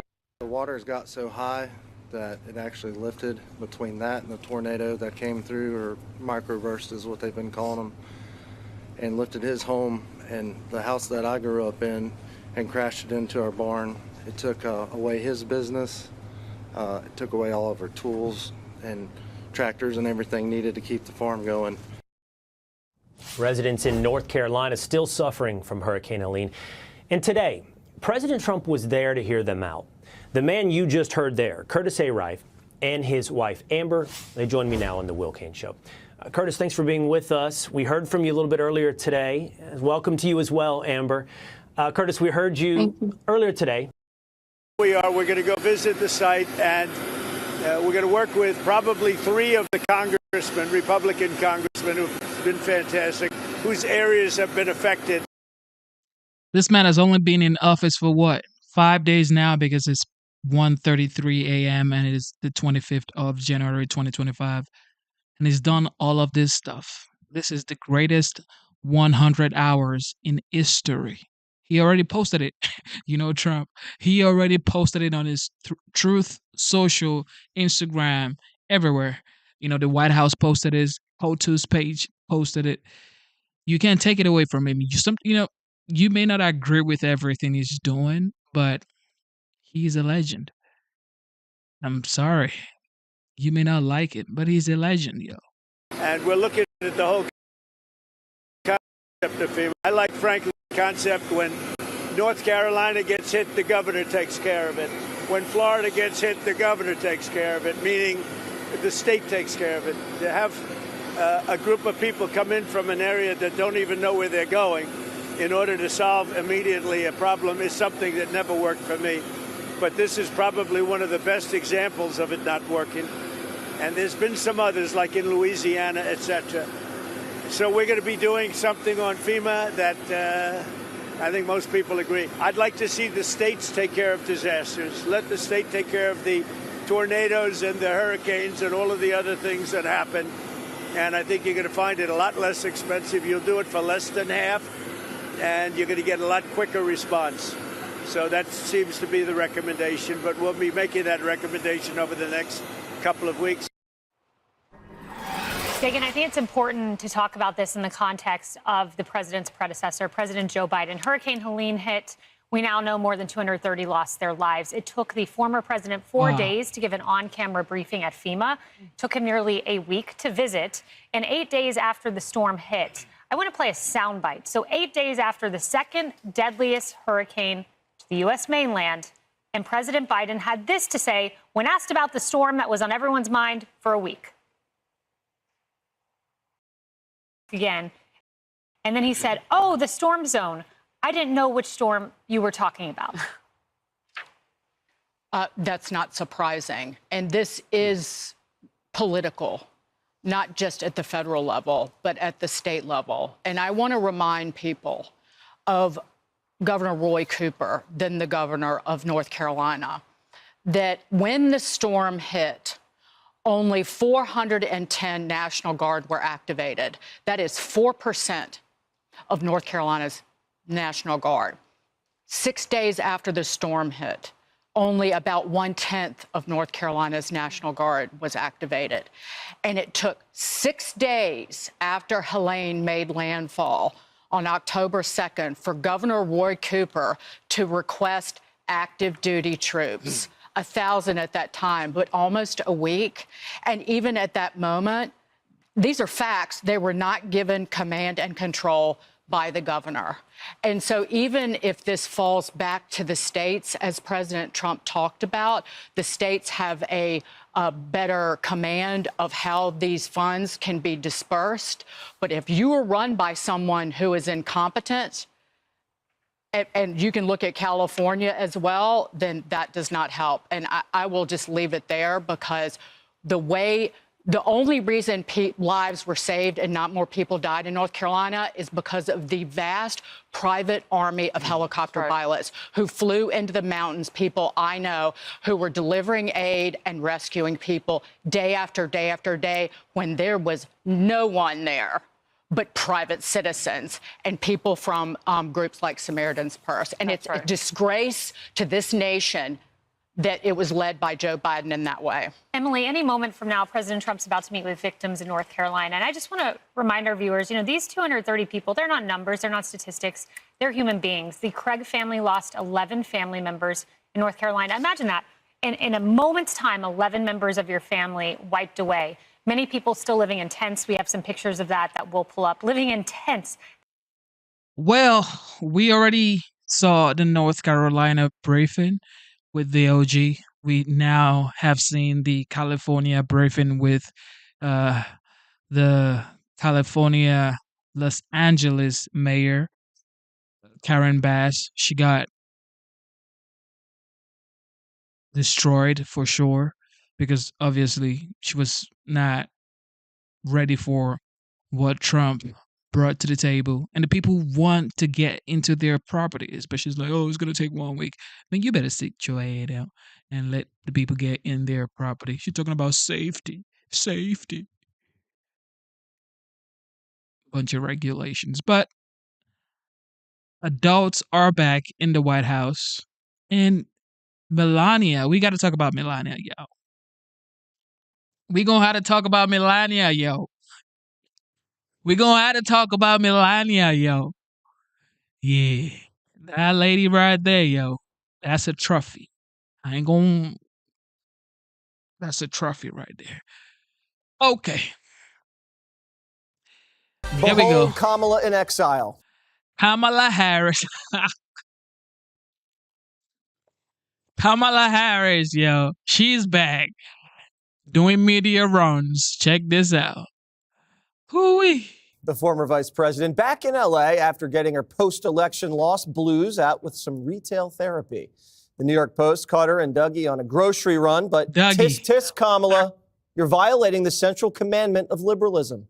Thou shalt not use plastic bags. Better ditch them fast if you're going to stay in the lefty game. A new report claims Kamala hasn't ruled out a 2028 run and is turning to old Hillary for advice, a real support group for losers. The two have reportedly chatted multiple times since Kamala's defeat on what her next steps should be. What do you think that conversation's like, Greg, between Hillary and Kamala? I don't know. Does Hillary really have any advice on how to cope with loss? I mean, how's that going for her? Since 2016, she's been a walking pantsuit of misery. People just throw money at her so she goes away. Like, none of the projects she's been working on actually helps. The problem with Kamala is she can't take up drinking because she's already all in. She needs a hobby that doesn't involve a corkscrew. She did start her own company, probably because she had the business cards made that said president. So she needed something. And even if it's a phony company, she could say, I'm in charge. It's called Pioneer 49. Do you know that? It's a combination of her Secret Service code name and the number of times she slept with Willie Brown. But you know what? How do you feel bad for her? She is a wealthy black woman in America who was a historic first. She's gonna land on her feet. She'll get a deal with Netflix. She'll get something at HBO, and then she won't do jack because she doesn't have to. She could do that, Shannon, or... Shannon, I'm sorry for that. She is considering a gubernatorial run. Oh, do you my think that would goodness. be wise? Well, there are those within her circle who say she won't do it if she feels like it's a step back in the presidency. By the way, I thought the 49 in the company maybe meant she was aiming to be the 49th president. Yeah. So maybe there's some more stuff that I happens was just between here and joking, there. Shannon. But it is 49 is in there. No, it's actually about Willie Brown. Stop. Okay. Yeah. Anyway, moving on. I'm trying to stay out of HR. Should we do Too that? late. But listen, in Washington, Republicans there love the idea that she would run in 28, and they love that she's getting advice from Hillary Clinton. They think that's a wonderful plan for the Democrats moving forward. But remember, there are a lot of angry donors within the party who want to know what happened to their $1 billion. And I don't think that they are ready to just say, okay, let's do that again. And Janine, if she did run for the presidency again, she might actually have to fight through a primary. Yeah. Imagine that. Yeah, she won't be able to drop out before Iowa, I think. Right. Look, I have a couple of thoughts. Number one, I'm really teed off about her and those plastic bags. She won't let me cook on a gas stove. She won't let me use a plastic straw, but she's going to use a plastic bag. It's just a typical hypocrite, okay? And I hope she runs again. I really do, because she's got nothing to say. She's got nothing to lean on. And unless she gets a lobotomy, she'll end up the same way. She's going to lose. And the third thing is what Shannon talked about, and that is when John Morgan said the woman should be disqualified from running again because she lost $1 billion. Didn't make a damn bit of difference. And finally, I don't think your future is going to be that great, because right now they're trashing Joe Biden. Okay, it's Joe's fault. Joe this, Joe that. It's going to turn around. It's going to be Kamala, because they can't blame Biden forever. She's going to pop her head up, and they're coming after her. Jesse, it occurred to me, her husband should have used a plastic bag.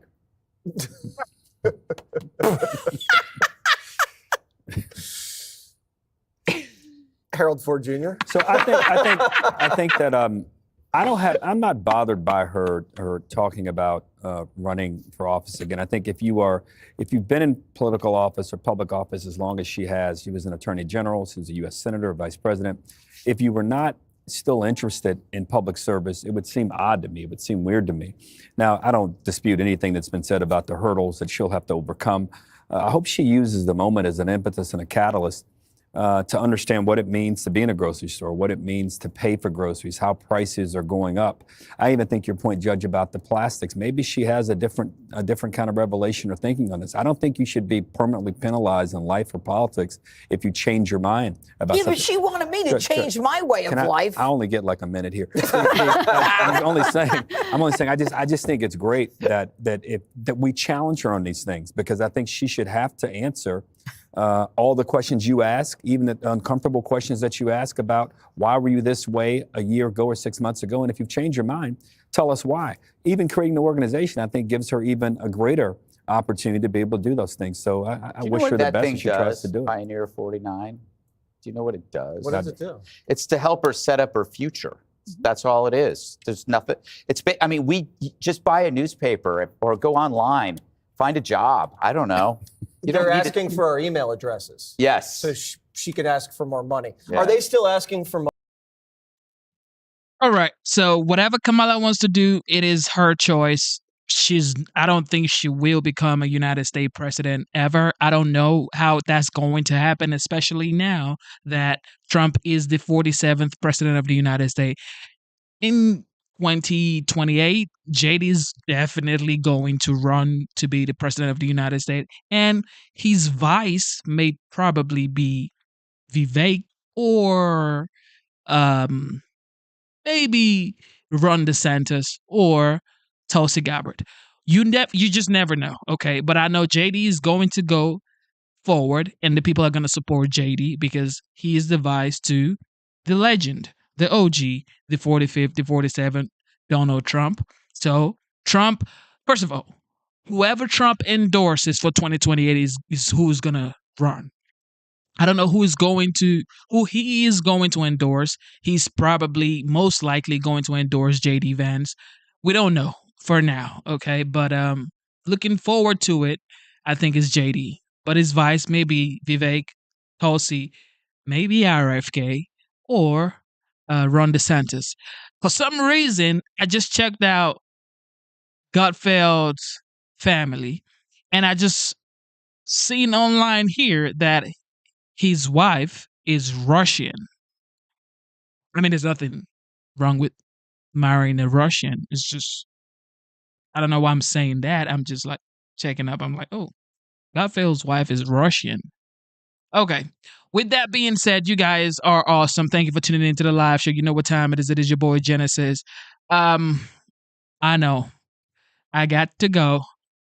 I have been working all day, but God is great. Stay busy, stay busy, stay busy. Instead of looking for perfection, seek for consistency. Never give up on yourself. Never give up on your dreams. Never give up on God. Believe in your dreams. Believe in yourself and believe in Almighty God. All right. Thank you to the military veteran and thank you to the active military members. God bless you. God bless you. God bless you. God bless you. All right, LASCU. Shout out to Ellie. Shout out to everybody who tuned in. You guys are awesome. Your boy Genesis. Fathers, take care of your kids. Make sure you're there for your kids. Take care of your. I was about to say your motherfucking kids, but I'm not gonna say that, even though I already said it. Take care of your kids, yo. Take care of your kids. All right, I gotta go. I gotta go be something else. I'm here doing my job over here. I gotta go do another thing. But God bless you guys. Stay stay dangerous, man. Stay hard and never quit. All right. It is your boy Genesis. I love you guys. I got to sign out.